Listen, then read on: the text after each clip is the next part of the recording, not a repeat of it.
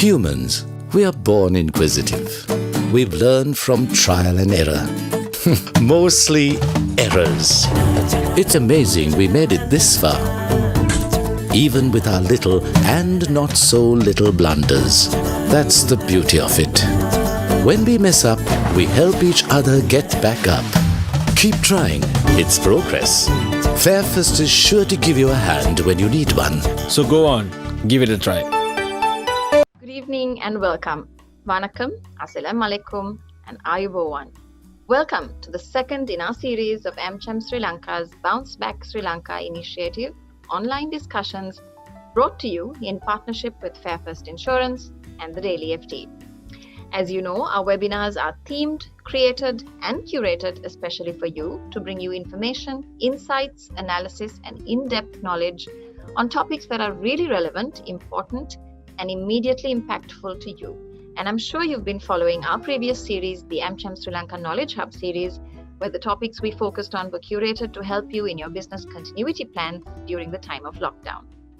Now, as we move forward, looking to bounce back and bounce back sustainably through the pandemic resultant business environment, and indeed with the foreplanning against any further challenges to come, we here at AmCham Sri Lanka, in collaboration, of course, with our series partner Fairfirst Insurance and the Daily FT, have curated a series of online discussions aimed at providing you with information, empirical advice and resources to bounce back effectively and sustainably in order to find your new niche in a new world order, as it were. Now, last week, or the week before actually, at the launch of this series, we established the status quo of the business environment and identified strengths and opportunities by way of 4 SWOTs. And of course, if you missed it, you can catch it up on our YouTube channel, AmCham Sri Lanka. Today, we'll be talking about business agility, repurposing and pivoting your business in order to meet the evolving needs of consumers, as well as the restrictions or challenges of the supply chain. And who better to share their insights with us on this topic than Rakil Fernando. Rakil is Managing Director and the Country Head of Daraz Sri Lanka, a veteran of the startup ecosystem in Southeast Asia. He was previously the Director of Innovation and Venture Building for MetLife in Asia. And before MetLife, he co-founded and led Cashme, a neo-banking mobile application specifically designed addressing the needs of millennials across Southeast Asia. Prior to his forage into the tech startup space, Rakil has many years of finance and banking experience, having worked with institutions like Credit Suisse, Eureka Hedge, Avant Ventures, and Coutts & Company Bank. He has a Bachelor's of Science in Aerospace Engineering from the Embry-Riddle University of USA. Pat McLeod, Managing Director and CEO of Chevron Lubricants Lanka Limited and Managing Director for Chevron Ceylon Limited. A mechanical engineer by profession, Pat has been a Chevron man since 2006, working mainly in supply chain operations and heading the Chevron Oronite global supply chain prior to his posting to Sri Lanka in 2018. Pat is an alumnus of the Kettering University in Michigan and the University of North Carolina at Chapel Hill, where he obtained his MBA. Founder and Chief Executive Officer, Digital Mobility Solutions Lanka Private Limited, better known, of course, as PICME. Jifri Zulfa is our next panelist. Zulfa is a serial entrepreneur counting 17 years of founding and successfully running several technology-based ventures. Starting at the tender age of 17, where still schooling, he began his first server solutions business and ran it out of his own room. He then went on to develop a peer-to-peer trading platform for which he closed the initial round of funding despite many global challenges at the time. Zulfa won the National Silver Award at the FCCISL Sri Lankan Entrepreneur of the Year 2018, and crediting his efforts in technopreneurship, he was also awarded the FCCISL Young Entrepreneur of the Year 2004 and the ICTA Young IT Professional Award in 2006. Sanjeev Abhigunawardena, your moderator for this evening's discussion, is a logistics and supply chain specialist with over 2 decades of experience in the fields of ocean shipping, freight forwarding, air cargo, project logistics, express freight, and e-commerce supply chain solutions. An avid proponent and a student of change management, driven by passion for people, psychology, leadership, the New Zealand All Blacks, of course, and architecture, Sanjeeva's core strengths are in organizational behavior and focus on continuous improvement techniques to achieving excellence. Sanjeeva currently serves as a group management committee on the group management committee of Haley's Advantage Limited, and is the executive director of Mountain Hawk Express. He's an advisory council member for logistics at the Export Development Board, and a past president of the Sri Lanka Association of Air Express Companies, and of course, treasurer of AmCham Sri Lanka. I'm Rai Raymond, General Manager and ED of the American Chamber of Commerce in Sri Lanka, your creator and facilitator of this series. Sanjeeva, the floor is yours. Thank you, Rai.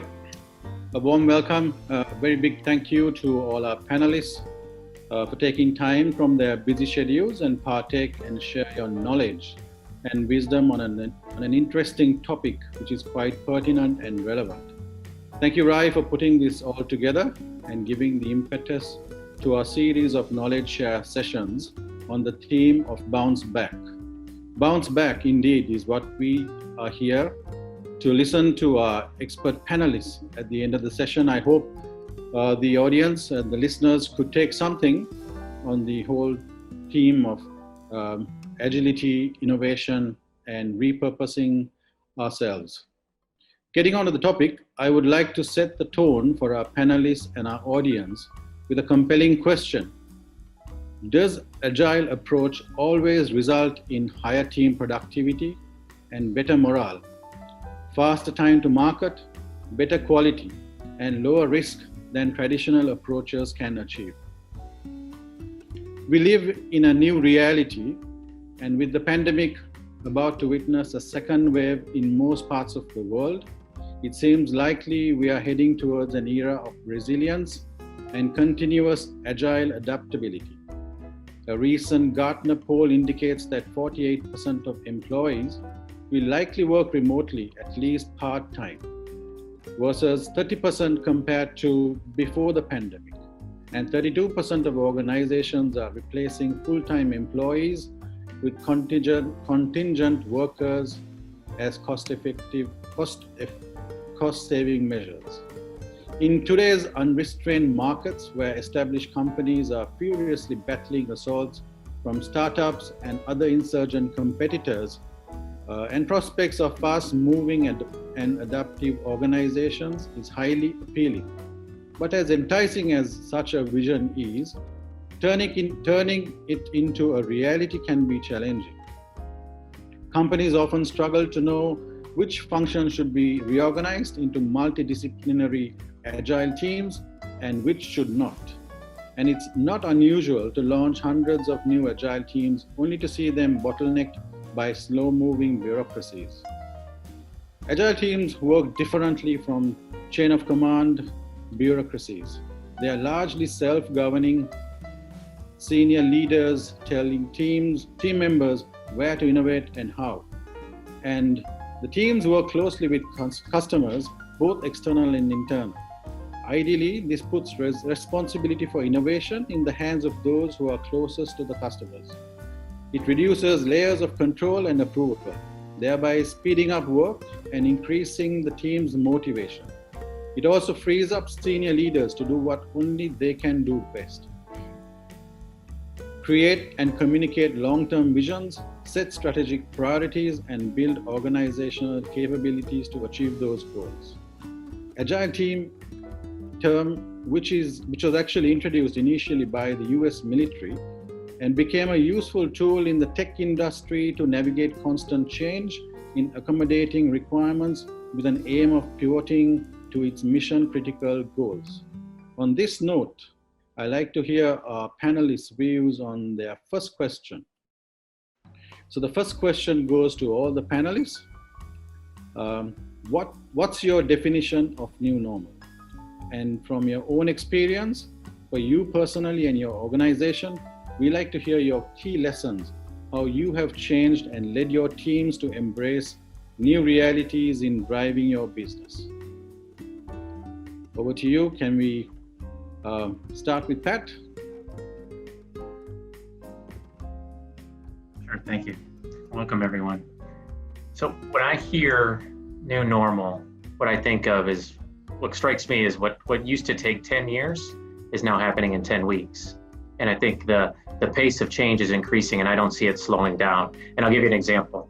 So if you would have told me a year ago that we would shift the company to a work from home pretty much overnight, dating back to mid-March, I would have told you you're crazy. I was like, there's no way we can shift and maintain our business while most of the staff is seconded at home. And the pandemic forced us to do it. The pandemic forced us to take on new ways of working and new ways of communicating, such that we were able to manage our business throughout through those periods of the lockdown and emerged successfully. So I'll give you one example with our sales colleagues is they were in the middle of developing a new relationship with a power gen customer here in Sri Lanka, and typically that would look like multiple face-to-face meetings to develop the relationship, to understand the customer needs. And because of the pandemic, they had to shift to a virtual environment, and they were able to develop and close that deal in a short period of time without ever meeting face-to-face. And I don't think they had that capability prior to being forced to work remotely.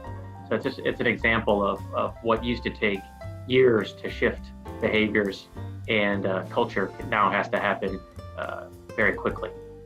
But when I also think of the new normal, I have a belief, and you call me old school, but I think that fundamentally many of the characteristics of a healthy business will not change, right? So, I come from a supply chain background, so I have a strong sense of ownership over the supply chain and our sales and operation planning processes. And I feel that without having robust supply chain, robust value chain partners,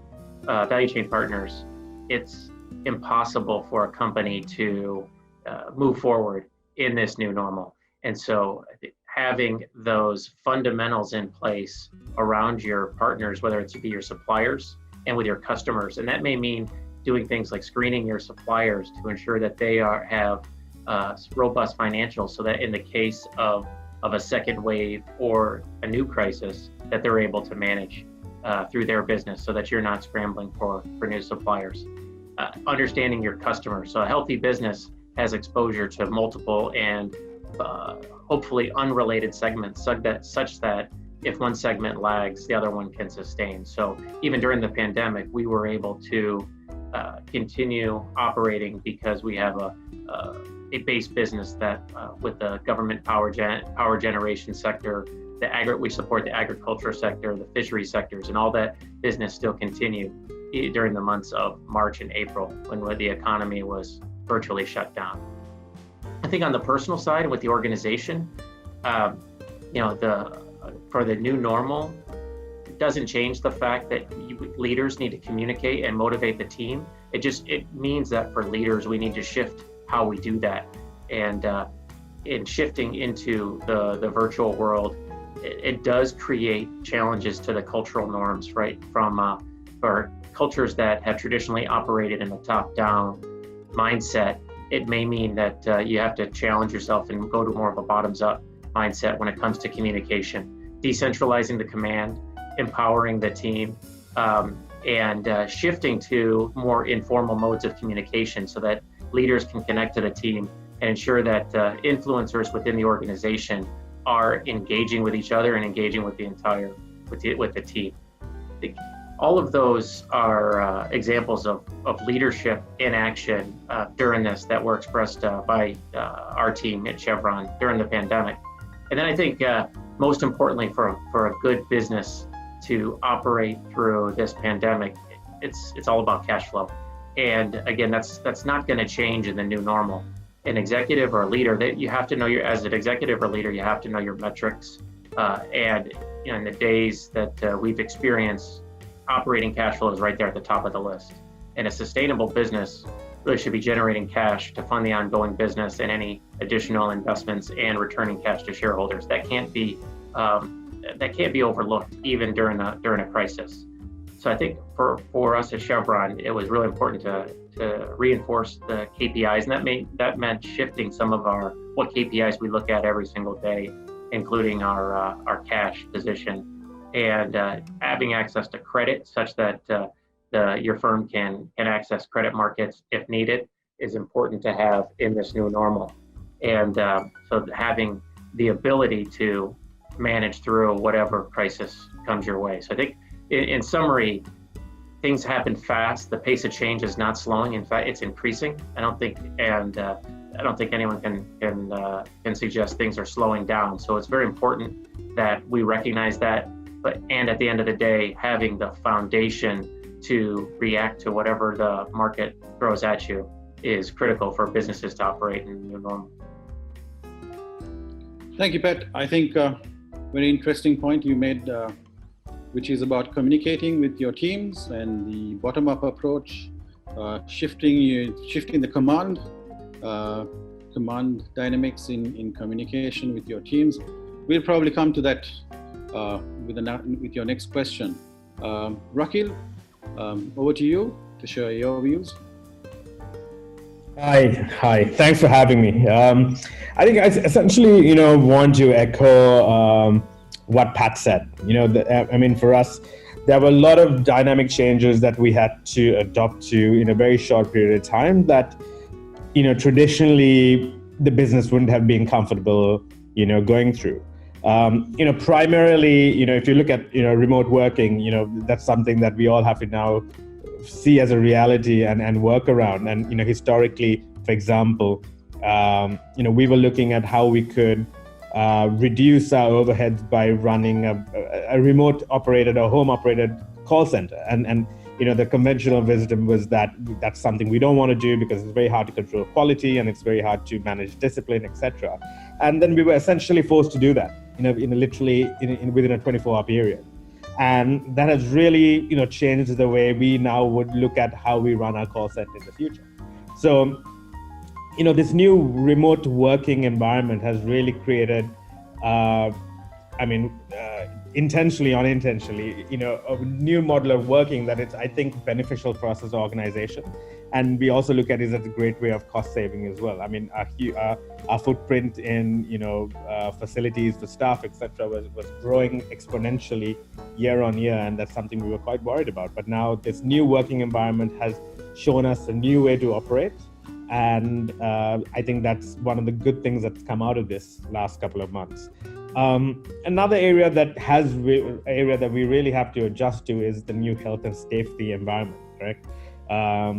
This is a lot of the things that we have to now consider right now are things that didn't even cross our minds a couple of months ago, from employer safety to our customer safety, and how do we operate around that? Daraz is, although an e-commerce technology-based company, there's a very physical element of our business, which is the fulfillment of our products. And that comes with a lot of human interaction, unavoidable human interaction. And that is something that we really had to consider and balance out as a business over the last couple of months. We really wanted to continue our business and still try to sustain the growth we were enjoying prior to this lockdown. But now we had to really consider the safety of our employees. And that was a very difficult moment for all of us management at Daraz to really consider how do we continue our business and put our staff at risk. That is our new normal now. That is a factor that we have to consider when still looking to grow the business over the next couple of years, or at least till this vaccine or this virus situation sort of is less dangerous. Then on the flip side as well, a lot of people say that this new environment has created an amazing environment for e-commerce companies to thrive. But on the flip side, now we have a new risk to consider that we didn't have to before, which is our supplier risk.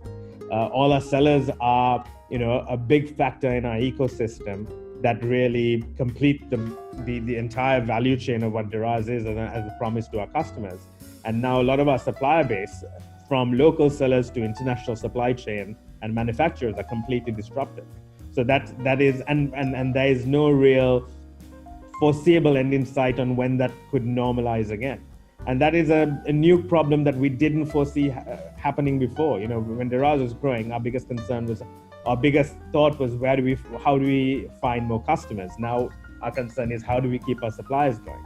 or sellers going? So again, these are new factors that we have to now consider when planning and growing and running our business, that this situation has brought forward that didn't exist before. I hope that covers it. Thanks, Rakil. I think you've got a good problem. Right? The fact that you've got more clients now, more merchants working with you is a good problem, and the fact that you are putting a lot of emphasis and measures on health and safety is also good. So we'll probably come back to you on another question relating to the good problems that you have right now with the new normal.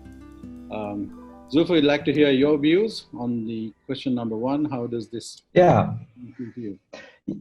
Yeah, I think there were some really good points that Pat and Rakil sort of shared. I think I share the same sentiments as well. But I think this is like the world's biggest experiment, right? We all working. I mean, obviously, when COVID hit, we all work from home. The challenge of working from home, and obviously making sure that the engines are running. But I think one of the key things that we all ran in our heads is, how are we going to survive if you were to stay at home, right? If shops don't stay open, how do we make sure, we can serve food on the table, we could survive essentially. I think that was something that sort of struck my mind when this whole thing happened. And how do we keep our employees going, all that kind of stuff. But I think a lot of people, as a country, we are fortunate that we have agriculture, right? We have agriculture, and if all imports sort of stop, we can always fall back to that, right? At least survive with the agriculture that the country is producing.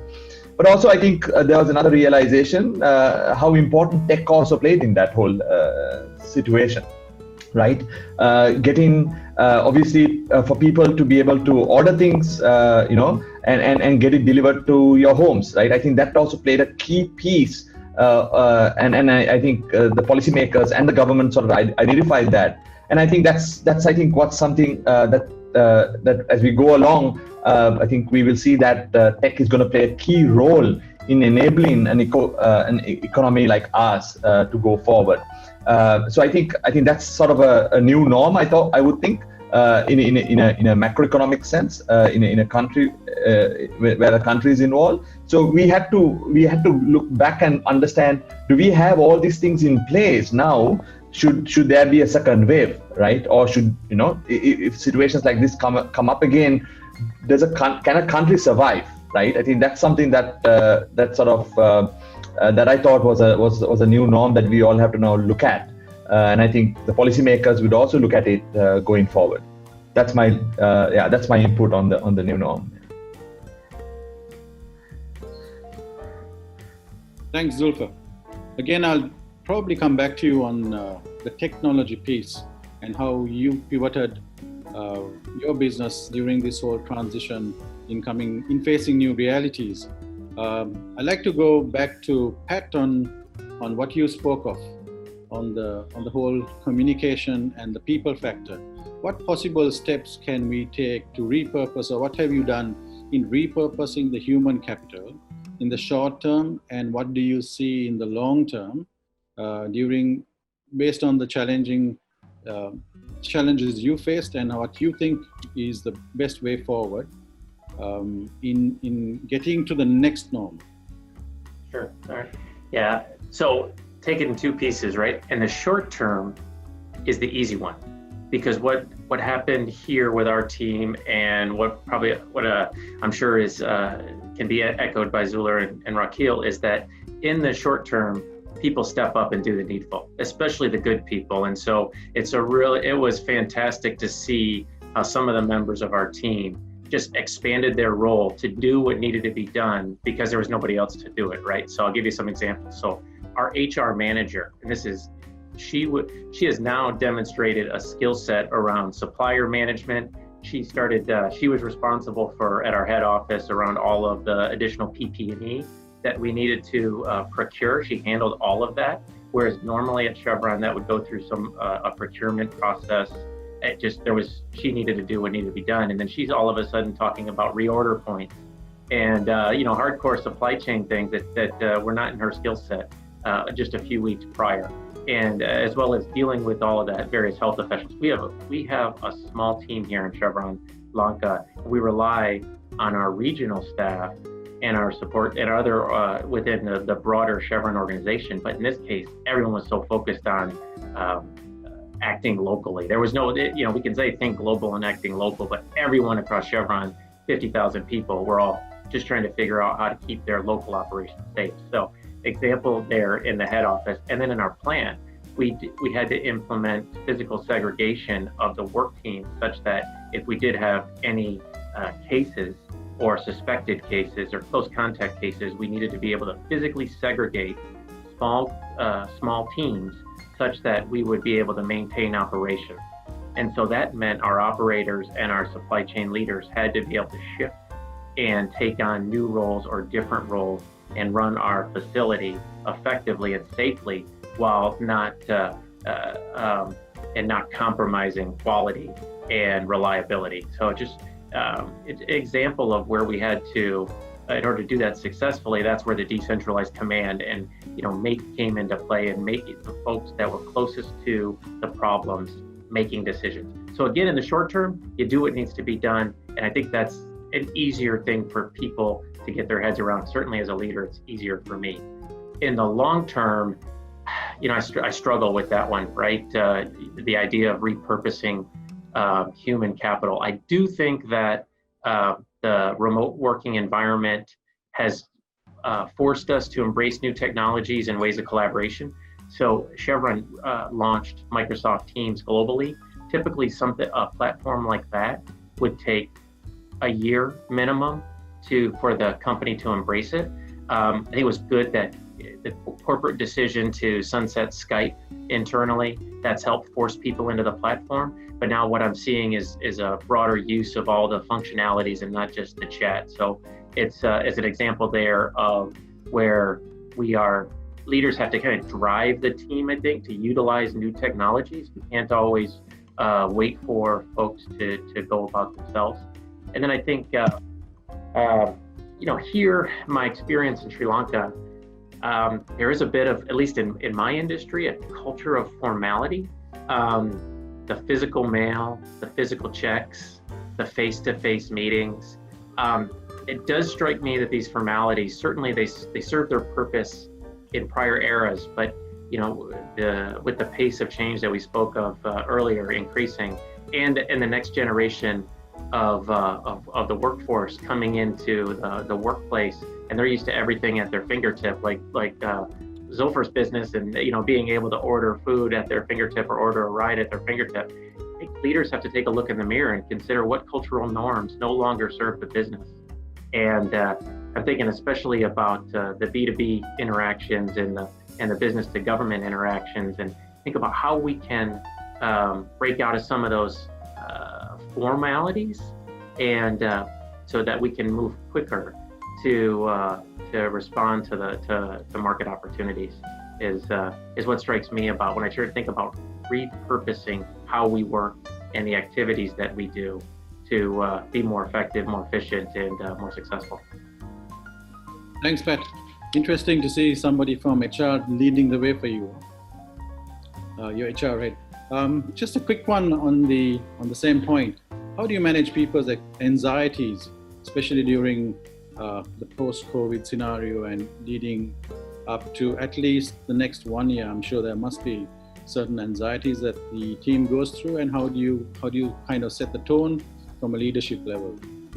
Yeah, wow, that's a tough one, because even I go back to 421, and what I observe here, so being an American, living through 9/11 is nowhere near the what occurred here with the Civil War. And what I experienced going back then was that the Gen X and older staff, when after 421, they were just like, hey, let's get back to let's get back to business, right? And some of our younger workforce had a more difficult time with that. But I think so then we practiced the same thing we did with the pandemic, which was try to ramp up the communication, demonstrate empathy, give people the space that they need to, if they were having stress or they were having issues. We do have resources available for things like mental health resources and whatnot that employees can tap into if they need it. And I think having empathetic leaders that listen and to the team, and then also do what needs to be done in terms of the HES, health, environment, and safety. And so that means, we were very quick to implement the controls at our facilities around screening, temperature screening, declaration forms. There was an incident, I'd call it a near miss, where we had an investor that was going to come in to meet with us at the head office. And when it turned out he had just been in northern Italy a couple weeks prior, and this is back, early March, right? Because we had implemented a health declaration form early on before the pandemic was at its peak, I'd say, or really started to hit here in Sri Lanka. There was a lot of trust that we were going to have the safeguards in place to at least try to limit the exposure, limit the risks as much as possible. Thanks, Pat. Thank you very much for sharing your insights. Rakil, I'd just like to go back to your good problem that you're having right now.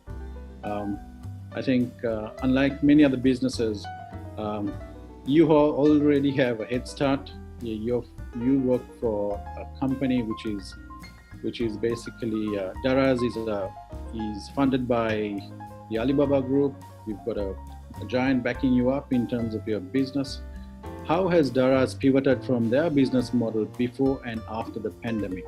Is there anything profound in terms of a difference in your approach to your business? Because I'm assuming since you're into e-commerce, your market dynamics are very, very, very agile. And having listened to you once before, you work on a rolling forecast, which is on a 3 months gap, which I think might be actually fit, future ready in terms of managing a business. So what are your views on that? I'd like to hear how Daraz has pivoted in terms of staying agile and continuing to innovate in this whole new normal scenario. So for us, I think, how we probably look at it is sort of the period during the lockdown and the period after the lockdown. I think during the lockdown, it was a very disruptive environment for us. We had customer demand, but we just couldn't fulfill our orders. Daraz services island-wide delivery of all our e-commerce orders, and because of the restrictions in movements between districts and simply the entire sort of environment around curfew passes, etc., we just couldn't get our delivery force out there to get the products to our customers. I'm sure you guys at Haley's face the same problem. But if you look at the period after the lockdown, which was from the 11th of May, in terms of our core business model, it's really the same as before this whole period. We still cater a wide range of products to thousands of our buyers and sellers every day, and that's sort of the value proposition that we're still trying to push forward.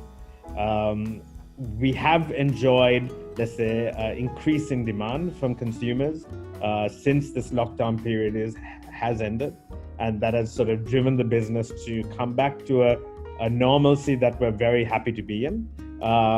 So overall, I would say that there hasn't been a huge change in our business model, but operationally, of course, with this primarily due to sort of health and safety procedures, we've added, let's say, many additional steps and processes to make sure both our customers are safe as well, but primarily our employees are safe.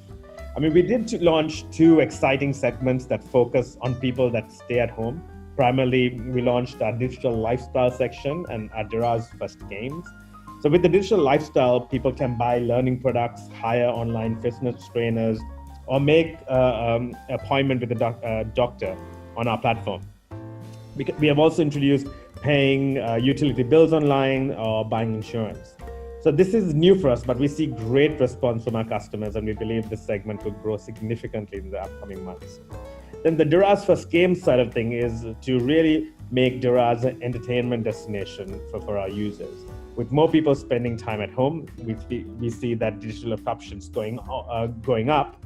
But so we want more people to spend more time on the Daraz app as much as possible. And we feel like the Daraz first game strategy plays into that.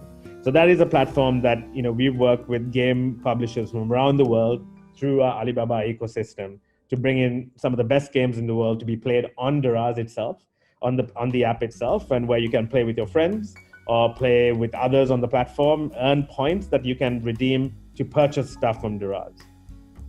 So I think that's sort of where we're really trying to focus more on the change in consumer behavior that we want to tap into. Interesting.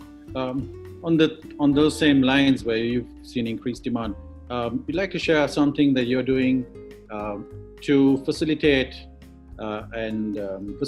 mom and pop stores to go online in terms of the new normal, so that they have a way of meeting their livelihoods on a digital platform?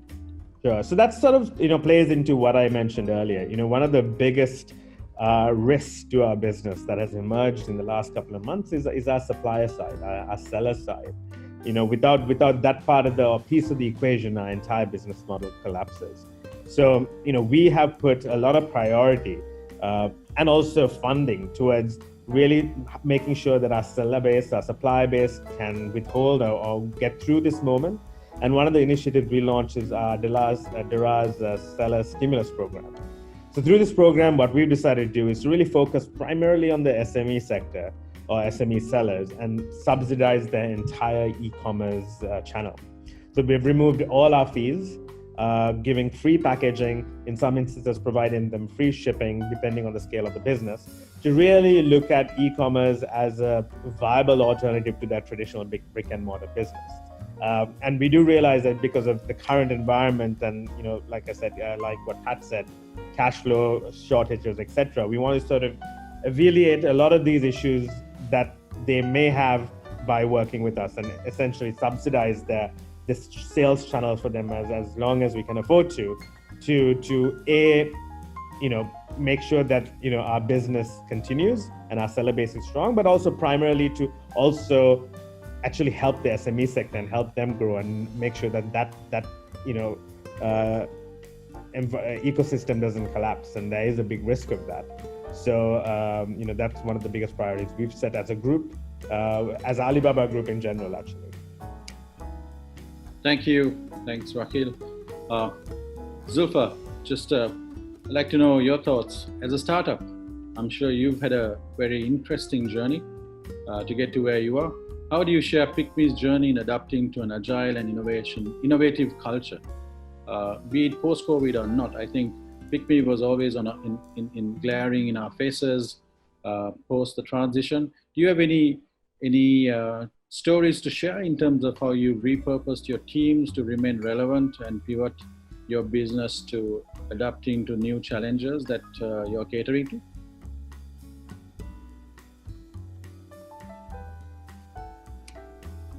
I think you're on mute. Sorry. So I was just saying that it's the name of it's what we do, right? It's what we are built with. So innovation and being agile is just what we have to do to survive. I think from the days we started 2014, 2015, we had to pivot, we had to do changes, we had to make sure we are relevant in the market. I can just tell you one startling thing I sort of hit my head is, every year we used to, unfortunately, we've had different incidents happening every year, right? Obviously, in 2016, we had a huge flood incident around Colombo. And we had so many different kinds of unfortunate incidents. And in every of these incidents, we found our platform, our technology played some important role in sort of helping people. I think I can tell you, for example, in 2016, yes, we were just doing ride hailing at that time, but we realized, what this technology can do for us. We essentially rescued people, right? We allowed people to hail boats, and we allowed people to hail a helicopter if they're stranded in the middle of nowhere. So that's the kind of technology adoption and sort of pivoting that we did to ensure we stay relevant during the situations. And I think COVID was another incident. We realized, shit, we are the only solution out here that can actually get food to the table. And we obviously, we didn't care because we had to do something. We had to do something to the country, and we took the challenge to make sure that we help people survive. And obviously we partnered with institutions like Satosa, Shell, Litro, to make sure that we can get these essential goods to the people of our country. There's another piece that a lot of people didn't know, right? And that piece was the tourists in our country, right? I can tell you, we had a lot of tourists when COVID hit us. When COVID hit us, a lot of them were rushing to get to the airport, right? Some of them had flights, some of them didn't have flights, and they were all over the country. And obviously, as you know, there was an immediate curfew imposed, and a lot of people were stranded. And I can tell you, I'm actually very proud of that. I think the company, the people the staff of our company were very proud of it. That we were the only solution that could give the government or the tourist board a solution, right? Because one, we knew where all our drivers were. We had drivers coming from all parts of this country. And then, when the tourists got in touch with the embassies, or for that matter, with the tourist board, we were able to just pick drivers from those destinations and got them to drop people at the airport, right? A lot of tourists were stranded. And this is the time, some people could prey on them, right? Take advantage. And we made it a point that we always charge the exact same fare that we would charge even on a normal ride, right? We were not taking advantage of the situation. We just wanted to make sure that every tourist that came into our country left with a good heart, right? And essentially, we wanted to make sure that we were a great host. And I think that responsibility sort of came onto us to prove that. And I think the tourist board appreciates what we've done. Some of the embassies appreciated us, and I think we are all very grateful. And I can tell you, it's just amazing. For example, what the kind of support we got. Obviously, starting with the employees of the company, we essentially at one point, we were essentially running the country's transport in our bedrooms, right?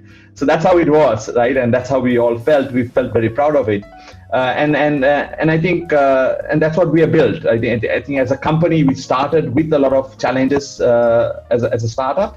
A very humble beginning, and obviously to come here, we're very fortunate. Thank you. Thanks, Zulfa.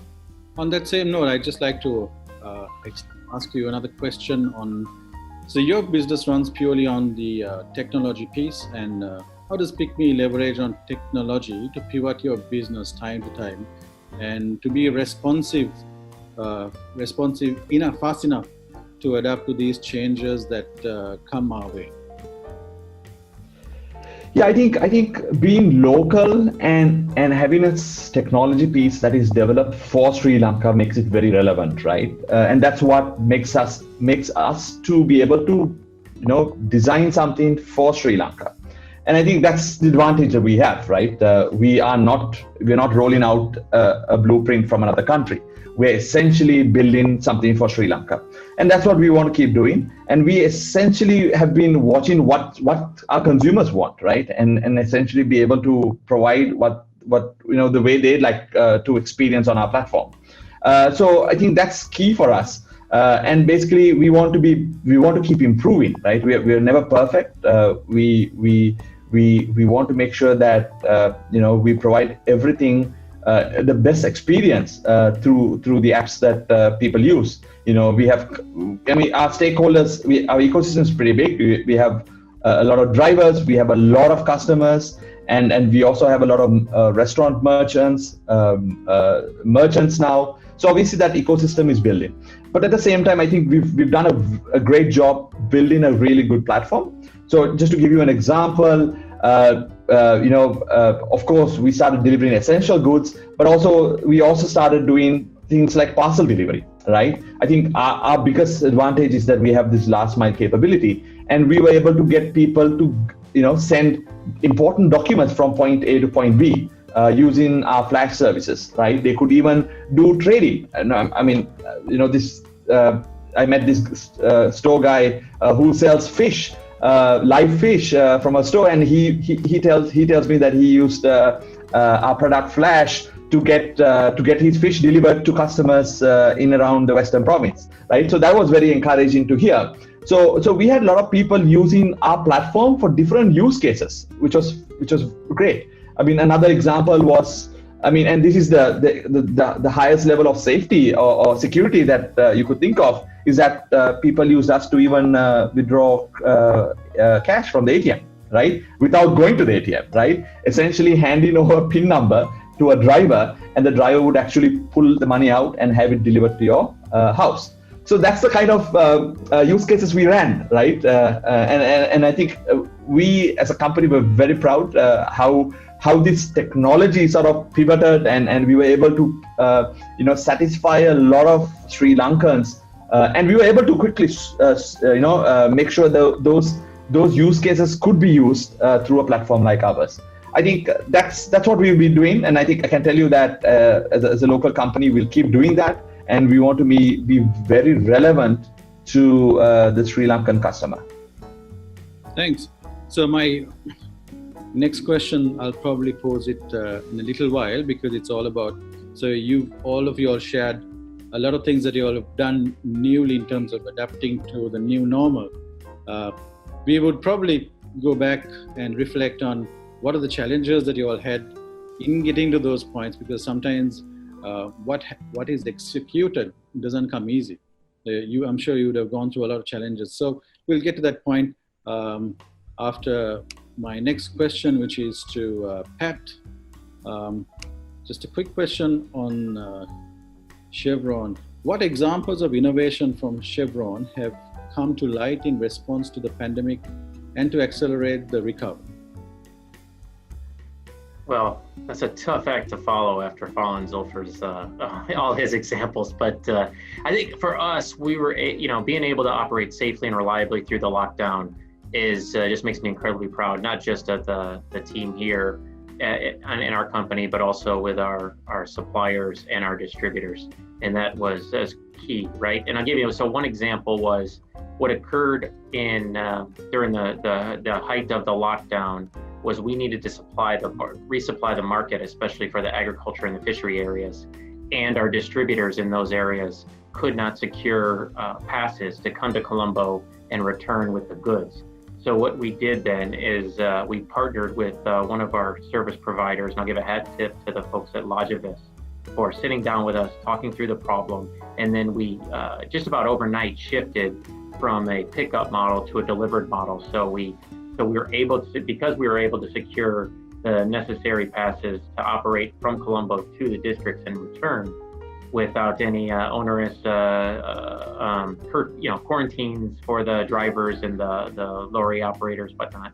We were able to then get stocks to the market, which then those stocks were then able to be redistributed to support the cultivation season and the fisheries, which was, so it's just an example of innovating, not with any fancy technologies or anything like that, but just looking at a problem and turning it around and deciding and working with your partners to develop the solution. So that's just an example of what we did during the height of the lockdown. Thank you. Roy, do we have any questions from our audience before we get to any other questions from the panel? Yep, Sanjeeva, we actually do. So we have one question right now, which I will leave it to you to decide which of our panelists is going to answer this. The question is, with cases rising every day across January and February, for instance, all over the world, which hadn't yet reached Sri Lankan shores, why didn't businesses prepare themselves better and plan or prepare their operations for the inevitable when this information was made available via news channels and the newspapers, etc.? Okay. Anybody who likes to give it a go?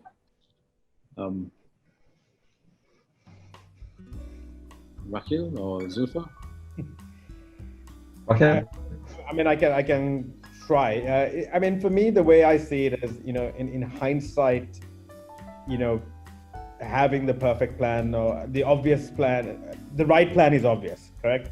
But when looking at what was going on in January, February, it was very hard to know what the impact of cases were as well, correct? I mean, the death rates, the understanding what kind of treatments people were using, it was very much the fog of war at that stage.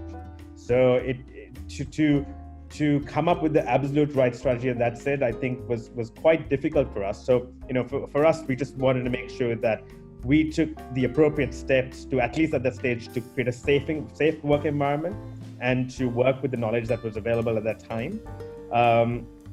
But I also think, with the steps that the country took were pretty good. I think, the moment that, it was understood that this was spreading like wildfire, the country went into shutdown, closed the borders, etc. And I think we avoided a far bigger catastrophe than possibly what could have occurred. So I think overall, the resulting outcome is a relatively good scenario that Sri Lanka is in at the moment. And, obviously looking back, I'm sure there would have been steps that we could have taken that to prevent more cases or reduce the deaths that we have. But, at this stage, I think we've come out of this in a better situation than most countries came out of it. I think so. Any other views from any other panelists? Zulfa? I think, if I may. Sorry, go ahead, Pat. Go ahead. No, sorry. So I think, okay, sorry. So I think we knew there was something like this happening. So I think as a company, we were taking necessary precautions just to make sure that everyone that uses our platform is safe. For example, things like hand sanitizers started to come out. The first case came out when the Chinese lady was found positive. I think we sort of got that rolling out, but I think we didn't expect a complete shutdown the way it came down. But I think I think we're all grateful that happened, because if it didn't, like what's happening elsewhere in the world, this would have been a completely different story. So I think we're grateful and we're fortunate that we're out of that problem now. And I think essentially, we are now able to get back to normal operations. Offices are back in operation, and I think that's what it is. And we'll keep, we can't obviously relax on this now. Obviously, we want to make sure that everyone in the country is safe. For example, we take temperature checks on all our drivers, just to make sure that we don't lose grip of this issue. Pat, go ahead. Yeah, one of my key learnings early on was don't overreact to what you think is an overreaction. So because Chevron has a global presence, we were getting intelligence and information from markets that had higher rates of exposure in January and early Feb, and the messages were urgent. And I can tell you, because we had this one case here, and miraculously that case did not, she didn't create a community spread in the area she visited. I think we sat back and took those messages and said, well, geez, maybe Sri Lanka's, maybe it's different, or maybe didn't take it as didn't react as quickly as we should have. However, I'd say once it became clear that this was a worldwide pandemic and was going to spread fast, and that the number of cases, although low here for the time being, were likely to increase, we were able to then tap into our foundational processes around health and safety. So I think, and things like shifting from masks being available to masks being mandatory was just an overnight decision. And then as soon as the team saw the message, it became part and parcel of how we operate. Things like that nature, building a hand wash station outside the facility rather than expecting folks to use the washrooms after they're already inside the facility. Things like that just happened so quickly. once we started reacting, right? So I think the learning for me is for the next crisis is if you think you're someone else is overreacting, maybe pause and think about what's valid or what's driving that, and then and what can be learned from that, and what action should we take. Yeah, thank you. I think that covers the point. So I'll quickly go on to a question which I think, listening to all the panelists, I'll be intrigued to find out how and what challenges you have gone through in pivoting and repurposing your business organizations. So we can start with Pat or on this question. What can you pin down and share to our listeners on a few or single most important strategies? It could be one or a few strategies that you've been able to execute in your organization, which you can share for the wider audience to embrace agile culture and repurposing of their organization. So that's something that can be easily executed in any organization if we are to adopt agile and innovation in our working cultures. What would it be? Easily executed. I think it's easy. Okay, we'll see. So I think with the same way that COVID-19 had exposed the vulnerable portions of the populations, those with pre-existing health conditions, weak immune systems, those are the people that are most at risk in this pandemic. And in the same way, the pandemic exposed the vulnerabilities in businesses, right? So thinking about fiscal vulnerability, reliance on credit comes top of mind, lack of robust processes to manage your supply chain and work with customers and develop new customers. So those types of fundamentals are absolutely necessary, in my view, to have a healthy business. And I think there are examples that we've heard today, and examples throughout the market here in Sri Lanka and across the globe, where there are businesses that are finding themselves, maybe not emerging stronger, but emerging from the lockdowns, and in some cases emerging stronger. And I think that the one commonality would be that they went into the pandemic, let's call it healthy, right? So just like a person in good economic health has had cash on hand to in the form of an emergency fund or a business and the ability to conduct their business from home. Those individuals largely got through this thing, through these lockdowns, okay, right? And I think companies that have good economic health, had cash on hand, access to credit, such that they were able to manage through the 2-month lockdown. So I think I don't know if it's easy, Sanjeeva, right? But I think I would encourage the business leaders that are listening here to, as we emerge from this event, and to really consider their fiscal policies and their credit policies, and make sure that they have the flexibility to manage the next one, right? And it might not be. Let's hope it's not a second wave. Let's hope it's not another novel virus in a decade from now. But it might be climate change, right? It could be something else. It will be something else. And I think, a statesman of the USA, Ben Franklin, said an ounce of prevention is worth a pound of cure. And so I think for me, I'm still old school, right? It comes down to how you run your business in the good times will help manage through the tough times. Thank you, Pat. So we've got a couple of questions that are coming our way. I'd like to hear, Rakil, would you like to share your views on what can be executed easily based on your exposure and experience in managing a very dynamic digital organization?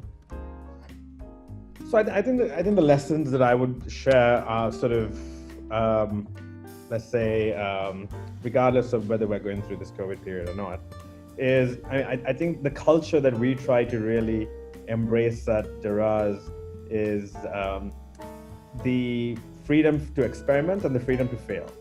I think especially in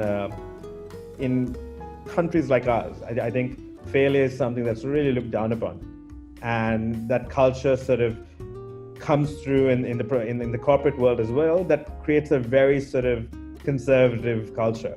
And I think, for industries like us that are aggressive in how we want to grow and introducing new technologies and new sort of ways of doing business to markets such as Sri Lanka, that experimentation is very important for us to really achieve our targets. And with that comes change in the culture of all the people who work with me on the idea of it's okay to fail. It's okay to try something and fail at it.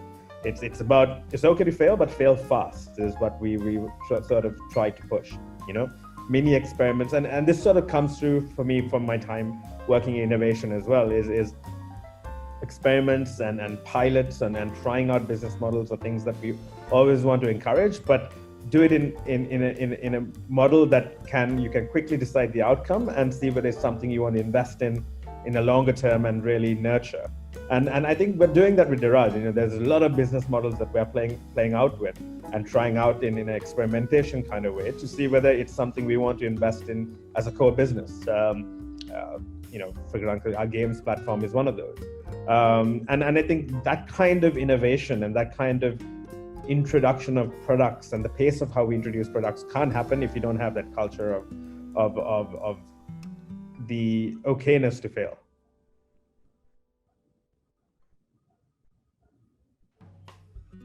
All right, so good. Fail fast, fail cheap. Is that what you're proposing? Interesting. Zulfa, how about you're on mute? Sorry about that again. Exactly. So we also have a similar thing, right? We obviously encourage everyone to try it out first, and you fail fast, try it out, and if it doesn't work, fine, we move on to the next thing. At least we've learned something new. I think that's a key thing, right? I think our life is all about learning things, right? If you don't learn, you don't move on, right? So I think that's the important thing. I think incidents like this, though they are unfortunate, they'll give us opportunities, right? It's a theory of do you fight or do you fly, right? So so it's essentially company like us, we also obviously want to make sure that we take advantage of the opportunity. Obviously it's staring at our face. We want to make sure that we drive this hard and make sure obviously we are helping the community, but at the same time there's an opportunity that lies in front of us. So we want to make sure that all of us as a company, we've been fortunate enough that we have a very innovative set of people who pushes the envelope hard, right? We make sure that we push that envelope really hard to achieve the goals that we set out for us, and we want to make sure that we achieve them, and that's what makes us innovative and dynamic. I'll just probe you onto that. So for you to be innovative and dynamic, like I was tempted to ask you before, what are the challenges and pitfalls that you've overcome over the last couple of years? I'm sure from where you were to get to where you are now, it wouldn't have been an easy task. So what are the challenges that you culturally in an organization, probably you've been in a startup all your life, exposed to that environment. So what are the challenges and pitfalls that one needs to envisage in navigating to being very agile? Yeah, I think that's a great question. I think Rakil sort of touched it as well. I think our cultures are not built for innovation, or for that matter, for failures, right? And I think that's been one of the biggest problem for me to step out of home and say, I'm going to start a company, right? Any parent would look at it and say, Puta, you need to get a job and probably buy a car and then get married, right? That's the normal thing, right? I think breaking that mindset is obviously a challenging piece. And I think, I think to any budding entrepreneur out there, if your heart says to do it, just do it. You really learn from it, and that's probably a journey no one has taken, right? I think I'm fortunate enough, at least I'm here because I've gone through many journeys that a lot of other people haven't been able to do it, right? And I know those pitfalls, right? And obviously, happy to share it with people. But at least I've taken journeys. I've gone down paths that a lot of people have not yet done. Good. Thank you. I think we've got a couple of questions. I can, Rai, should I pose these questions to the panelists? Sure, Sanjeeva, go ahead. Yeah. So we have a question from Girdhar. I hope I got your name right. I think, Zulfa, you'll be the best person to answer this question. How safe are we to open up tourism? Most inbound tourist countries are badly affected. Yeah, I mean, it can be done. Obviously, yeah, it's a big question mark. You don't want to lose control of it. So I think it can be done. I don't think we can do much about it. Obviously, we can get people from point A to point B very safely. But I think it has to be a national initiative, probably with the government taking every necessary precaution step to make sure that we don't lose control of it. But I think there is an opportunity for sure, right? A lot of people want to get out of certain countries and perhaps come and lie down, come and stay in our beautiful hotels and enjoy the hot weather here. So I think there is that opportunity, but we've got to take it very carefully. Okay, thanks. I want to add to that. I think the main it's impossible for us to really contain or contain this entirely. I mean, you're going to have spikes and you're going to have lows, and this is just going to be the nature of our global environment till a vaccine is found. So I think where Sri Lanka needs to really focus on, and if we are going to allow tourism to recommence in August, it's simply the only solution is testing.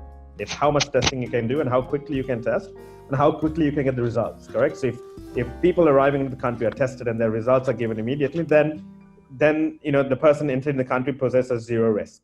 And I think that essentially solves the problem of incoming tourists. Now, when they go around Colombo and they interact with other people, that's a different story, but I think that's regardless of whether it's a tourist or a local.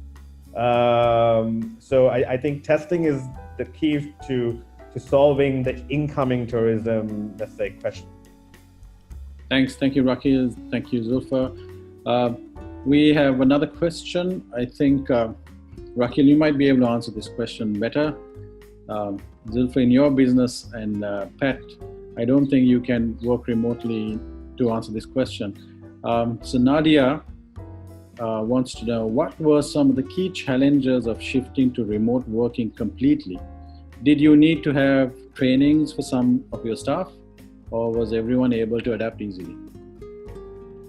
I think for certain parts of our business, it was easier to, let's say, implement than others. Like you mentioned earlier on this call, I think, we are part of a global organization. So with that comes a lot of access to training and resources and learnings that our company has successfully gone through in China. So we've implemented a lot of those processes in Sri Lanka and the technology that comes with it. The good thing about Daraz was it was always a pretty technology-first company, in terms of, because we are spread across 5 markets and let's say our hierarchy is not all. So for example, vertical heads for Sri Lanka sometimes are not in Sri Lanka, they're in Bangladesh or Pakistan or Nepal. So with that, remote working was, or let's say teleconference working was still very much part of our culture anyway. But saying that, especially dealing with the local ecosystem, there was a lot of issues that we had to get through. For example, we have our seller teams and our commercial teams that interact with the sellers and the suppliers out there, and those guys had to really look at adapting to interacting with us in a new way, and that's sort of where a lot of the challenges were held, mainly interacting with the external stakeholders in our business. But I think overall we were relatively well equipped, and because we had sort of access to a large resource that is our parent company, we managed to implement a lot of this very quickly. Thanks. All right, so we've got an interesting question. I think in the interest of time, I'm sure all of you can answer this question. Some of you did cover, but I think how are some of the initiatives that you all are executing in your businesses. Sorry, am I reading it right? How are executing initiatives to maintain resilience across people, processes, and technology in this new normal? I hope that I got that question right. Do you want me to repeat it? I'll start off. I think I understand. So I think for us, one of the strategies we implemented was DocuSign for our supply chain, right? For our supply chain supplier contracts. And so that one is an example of something that I'd like to see us do with our customer contracts as well, so that we can speed up the pace at which we do contracting. So that's an example of, and that's readily available off the shelf technology.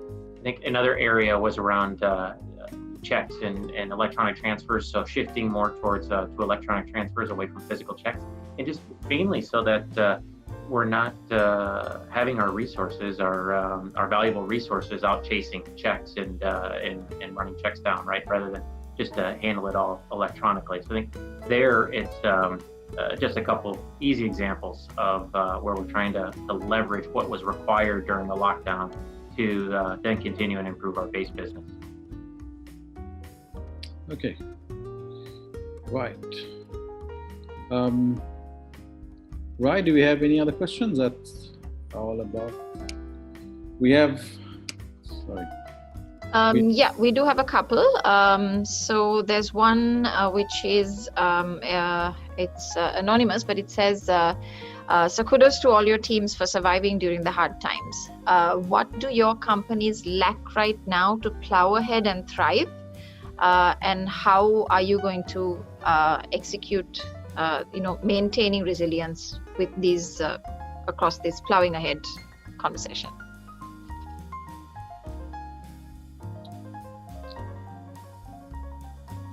So, anybody want to pick that up here?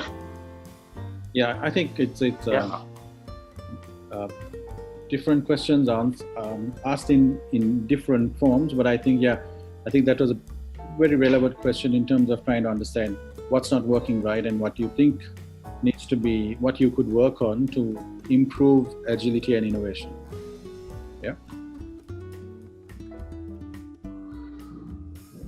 I'll start us off, and then so for my mind is the comment top of mind for me is that whenever we go through something like this, you emerge on the other side stronger and with more capability. So I'm confident in the people at Chevron and here that have that stepped up to keep our business running and running well over the last 3 months, because now so many of us have developed new skills and new capabilities that are going to propel the business forward. So that's one. And from a people perspective, I think from a management team perspective, what's difficult, or I should say, is now shifting from day to day, what needs to get done, what are the problems, what do we need to solve, to then to stepping back and looking longer term. And longer term, I think right now for us is 6 months. It's through the end of the year. What are the priorities? Asking ourselves, what are the priorities that we established back in January for 2020? Which one of those do we leave behind? Which ones do we accelerate? And which do we have to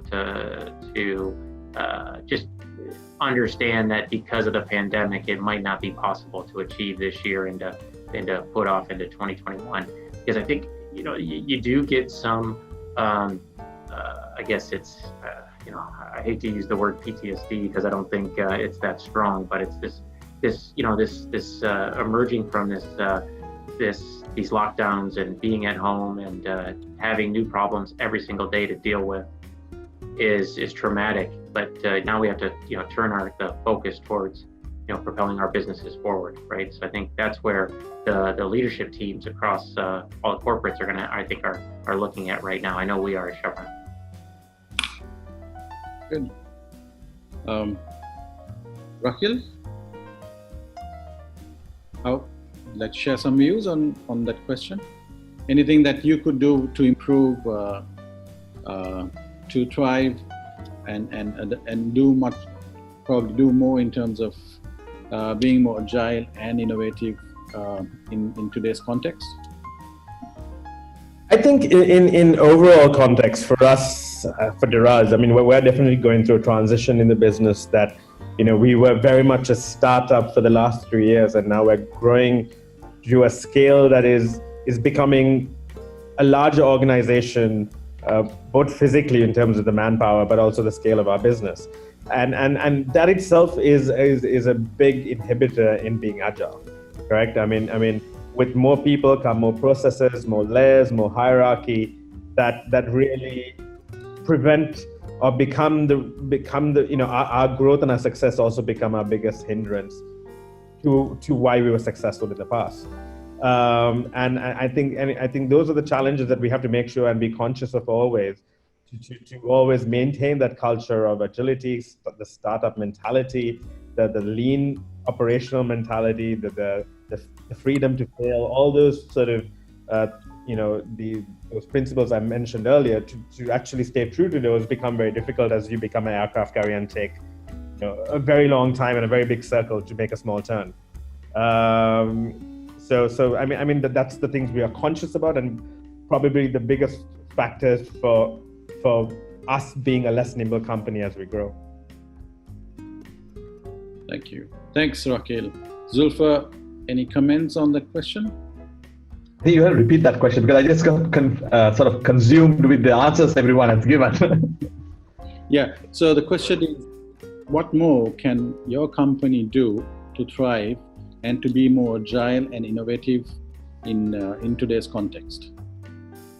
I think more innovation. I would think, right? So I think the key what sort of Pat sort of touched on was, if you can get through this, you become a stronger company, and that's the same thing that we took up on ourselves as well. If we can get through this challenge, of COVID, if we can get to the other side, we will be a stronger company. And we're fortunate enough that we were able to do that. And I think by looking back, I can now think we can look at the company and say, hey, you know what, we did a fantastic job, jumping through this hurdle. The other important piece was, when COVID sort of hit, we sort of took an initiative to make sure, for example, we protect the balance sheet. We want to make sure that we protect the company, right? We don't want to get into a situation that we had to close down 2-3 months if COVID were to continue. So we made sure that every line of expense is looked at. We made sure that, hey, is this really necessary for us? Right? Can we live without it? And actually, we had to cut off a lot of unnecessary, I wouldn't say unnecessary, but optional expenses, and sort of, re-looked at our balance sheet and our P&L and said, okay, if we were to survive for the next 6 months, what can we live without? And that's what we did. That was one. And the second priority that we had was, how do we stay relevant in this environment? And that's what you saw us doing. All right. So fine. Just to wrap up, thank you very much again.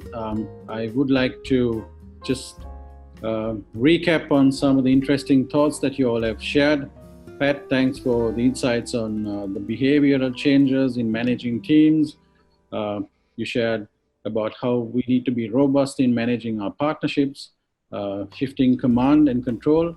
I think that is a very good point that we can take note of in terms of being agile and being more adaptive.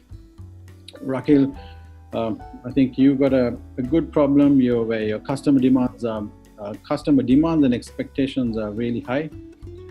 E-commerce is here to stay, and it's interesting to see how companies can pivot or adapt to the startup mentality, looking at flat structures and also embracing the health and safety culture, and knowing that you are exposed to so many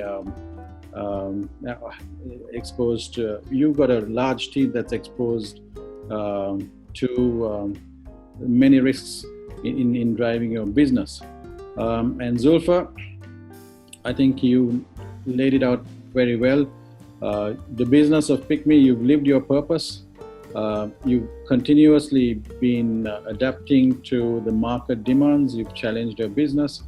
And every time there was a business opportunity, I think you really pivoted your business based on the purpose that you're built on. And that was something interesting to note. On that note, any departing comments from the panelists that might be useful as parting comments for the audience in terms of being agile? So we go back to our opening statement, which was, does agile really make sense? Does it help us to become more robust? Is innovation the name of the game in today's business? And what does the new realities face and help us to be more productive in terms of being better at quality, help mitigate our risk? And does agile and innovation really challenge the conventional notion of traditional approaches that some of our businesses may be having? Would like to hear your parting comments. Pat, would you like to go first? Yeah, I'll try. I think I've got the most traditional business model of the bunch, right? So I think when it comes to, we at Chevron globally, we've been using agile approaches for project development, software development, and whatnot over the last couple of years. And I think, I definitely see the benefits, and what I believe to be true is that at the end of the day, we got to have a foundation have a strong business underlying whatever you do, such that you can combine agility in with the strength in a sustainable business model and a sustainable business processes and approach to safety, approaches to cash flow management, et cetera, such that you can leverage the benefits of agility. I will say this, I'm proud of Chevron Lanka and how we were able to maintain supplies, especially to the government power gen sector throughout the lockdown. But I also have to thank the two other gentlemen on the call, Raquel and Zulfar, because I think e-commerce, we may help keep the lights on, but e-commerce helped keep the people fed, and especially with my family. And I know when we were able to order from Pickney, we were it definitely made my wife and kids very happy, right? So thank you, gentlemen, for, I think that's the type of innovation that will help propel this country forward. Thank you, Pat. Thank you for those closing remarks. Zulfar, any parting comments from your side? Yeah, I think the challenge is still not over. I think we still have a long way to go. I think we're just coming out of this the COVID pandemic, but I think as a country we are. But I think there's still a lot of challenges ahead. I think everyone needs to work together with all this whole ecosystem has to help each other and essentially get us all out of this. Right, we are all in it together, and I think we all need to work together to get out of this problem. I think we have a long way to go. Staying at home for three months have obviously lost a lot of people's jobs. A lot of companies have shut down. But now to regain that economy back, we've got to put a lot of work together. And I think I'm looking forward to fighting through and ensure that we all stay relevant in this new Sri Lanka that we're building. Thank you, Zulfar. Raquel, any parting comments? Yeah, I think, they say there's nothing like a crisis to ignite innovation, correct? So I think right now is a good time as any for companies to really evaluate how they operate and how sort of let's say, carve out the fat and really figure out what the best optimal operating model is to see them through this current crisis. And I think an agile model is as good as any to really to attempt that kind of transformation. So I think, overall, hopefully companies in Sri Lanka, including us, can get through this time and things seem like it's normalizing to some extent. So I essentially wish everybody good luck, and let's hopefully all of us can get through this and find a new normalcy as soon as possible. Thank you very much, ladies and gentlemen. Thanks for your candid feedback I'm sure the audience found it very useful. Some key takeaways to reflect upon and see how we can learn through and implement them in our organizations. On that note, I'll hand over to you, Rai. Thank you. Thanks, Sanjeeva. Thanks to each of our panelists, of course, and of course to our viewers, both here on Zoom as well as on Facebook Live. And not forgetting our partners, Fairfirst Insurance, who, by the way, are offering our participants today a special discount on your motor insurance. You simply have to use the code AmCham10 on their website, which is www.fairfirst.lk. And not forgetting, of course, the Daily FT. Do join us next week on Wednesday, which is a little bit earlier than usual, when we will be talking or taking an in-depth look at what practical strategies and methods may be adopted by businesses and individuals to lead and encourage their human capital resources into sustained recovery by adapting to the new modern through mindfulness, retooling, reskilling, upskilling, personalized job crafting, and of course personal agility. Details as always via the AmCham Bulletin as well as the Daily FT next week. Don't forget, this session goes up on our YouTube channel, AmCham Sri Lanka, shortly, and in case you've missed any of our previous sessions, you can catch up on those as well. Please do watch, like, share, and of course give us some love by subscribing to our YouTube channel. As you know, it helps finance these resources, so your subscribing to our channel will help us continue to bring you these resources FOC. Once again, thank you to each and every one of you. And till next week, friendly reminder from the AmCham team, as always, is to stay safe, stay healthy, and of course, stay indoors as much as possible and not travel unless you need to. Let me leave you with a short message from our sponsor, Fairfirst Insurance. And till next week, it's Aiboan from us. Bye-bye.